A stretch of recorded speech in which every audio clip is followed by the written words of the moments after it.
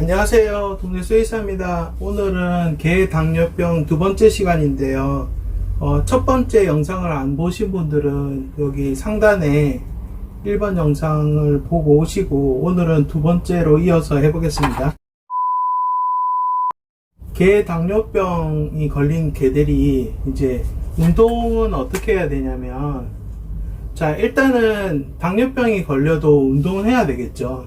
운동을 하게 되면 이제 골격근으로 인슐린이 많이 운반이 되고요, 포도당을 많이 사용을 하게 됩니다. 그러면 당연히 혈당이 많이 떨어지겠죠. 그래서 이제 격렬한 운동을 할수록 혈당은 극적으로 감소가 되고요.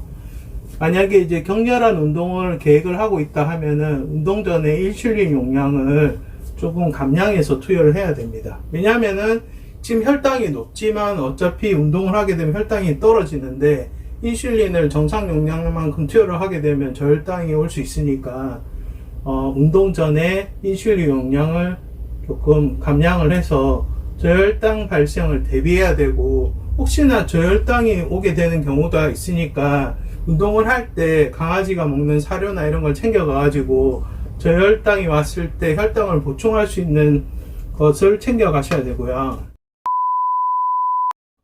그 다음에 사람 같은 경우는 보통 당뇨병에 먹는 경구 혈당 강화제가 있는데, 이제 강아지들 같은 경우는 이게 거의 인슐린 분비를 촉진 안 하기 때문에 개에서는 거의 효과가 없습니다. 그래서 어쨌든 강아지들 같은 경우는 이제 그 인슐린 주사로 가야 되는데, 치료 프로토콜을 말씀드리면, 보통은 이제 수의사들이 강아지가 당뇨가 있으면 보통 입원을 시켜놓고 혈당 곡선을 그려요. 그래서 이제 인슐린을 투여를 하게 되는데, 보통 이제 인슐린은 한 3가지 정도가 있거든요. 그래서 중간작용 인슐린, 렌테 인슐린, NPH 인슐린이 있는데, 보통은 이제 NPH 인슐린을 추천을 하고요. 보통 이제 그 용량은 0.5 정도 처음에 초기 용량으로 들어가요. 근데 이제 강아지들마다 혈당에 대한 반응이 다르기 때문에 일단은 혈당 곡선을 그려봐 가지고 너무 저혈당이 오는지 그런 것도 확인을 해야 되고, 그래 가지고 이제 요 용량에서 플러스 마이너스로 조정을 하는 거예요. 그건 이제 수의사가 판단하는 부분이고요. 그래서 처음에 주사를 하고 4시간에서 8시간 뒤에 2-3번 혈액을 채취를 해서 혈당을 재게 됩니다. 여기 이제 집에 가서 정상적인 급식 시간에 안 먹으면 사실 인슐린을 어떻게 해야 되냐, 투여해야 되냐, 그게 이제 고민이 될 수 있잖아요. 밥을 잘 먹고, 그러니까 밥을 잘 먹는 상태면 정상적으로 투여를 할 수 있는데, 밥을 또 안 먹으면은 또 저혈당이 올 수 있으니까. 그래서 이제 어떻게 하냐면 단 한 번 그냥 식사를 안 먹어도 그래도 인슐린 투여량을 조절하시면 안 되고요. 근데 만약에 개가 아프거나 또 다음번 식사에도 계속 먹는 양이 줄었다면은 인슐린 투여량을 50%까지 줄여주셔야 됩니다. 계속 안 먹고 있는데 인슐린만 넣으면은 이제 계속 혈당이 떨어지니까요.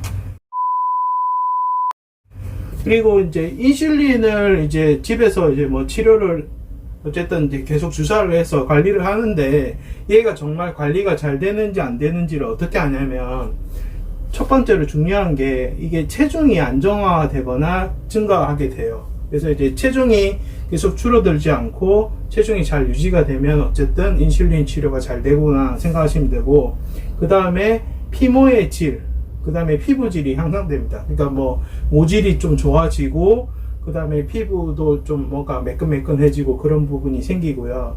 그 다음에 또 중요한 게 근육량이 올라가게 됩니다. 당뇨를 관리를 하는데 일단은 만약에 인슐린 처치도 안 하고 당뇨가 계속 악화되는 양상이 되면은 강아지들이 일단 계속 쇠약해지고 말라지고 피모가 푸석푸석해지니까, 그리고 근육량도 줄어들게 되니까 이렇게 되면은 좋아지고 있구나 이렇게 보시면 되고요. 요당 농도, 그러니까 이제 소변에서 당의 농도를 측정을 하는데, 보통 이제 당뇨병이 잘 조절이 되고 있으면은 인슐린이 잘 들어가고 있기 때문에 소변에서 당이 존재하지 않습니다.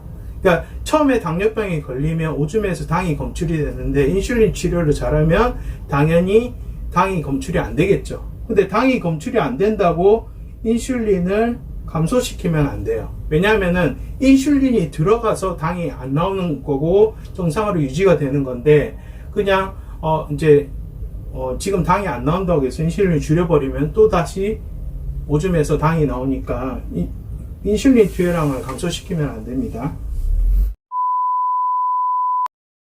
그리고 이제 아까 제가 말씀드린 이 혈당 곡선은 그랬다고 했잖아요.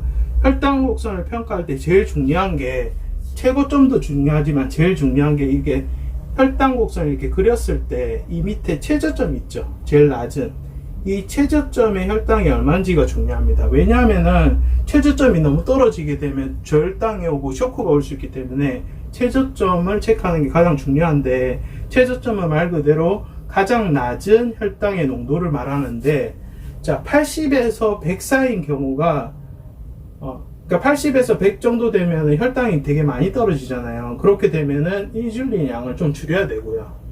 여기 지금 이 정도면 거의 저혈당 상태인데, 지금 만약에 인슐린 농도로 유지했는데 이게 뭐 80밖에 안 나왔다. 그러면 이게 더 떨어지게 되면 저혈당이 오니까 인슐린 양을 줄여야 되고요. 근데 이 최저점이 150이야. 그러면은 더 떨어져야 되는데 좀 너무 높잖아요. 그럼 인슐린 양을 늘려야 됩니다. 그래서 그냥 최저점이 보통 한 100에서 한 120?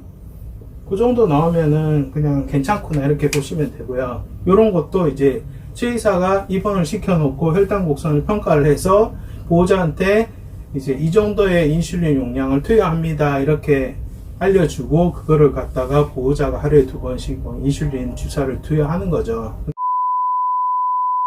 근데 혈당 곡선을 그리는 것도 중요하지만 보호자가 이런 기본적인 지식을 알고 있어야지 집에서 관리하는 데 도움이 되고, 우리 강아지가 지금 당뇨 치료를 하고 있는데 이게 치료 경과가 좋아지는 건지 나빠지는 건지를 알 수 있는 겁니다.